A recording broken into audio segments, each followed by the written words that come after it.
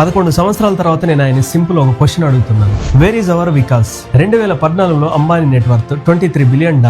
మోదీ వచ్చాక ఆయన net worth $105 billion, అంటే 350% కన్నా ఎక్కువే పెరిగింది. ఇంకా అదాని విషయానికి వస్తే 2014లో $6 to 7 బిలియన్.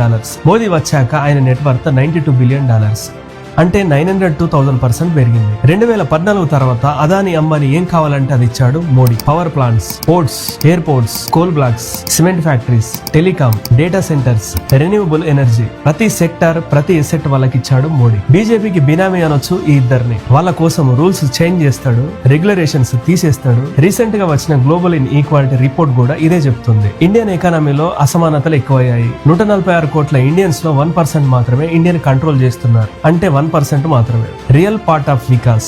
మిగిలిన వాళ్ళకి అవే అప్పులు, అవే ఈఎంఐలు, అవే ట్యాక్స్లు. ఎందుకంటే అదాని అంబానీ లాగా మనం కోట్ల కోట్లు బీజేపీకి ఫండింగ్ చేయలేము కదా.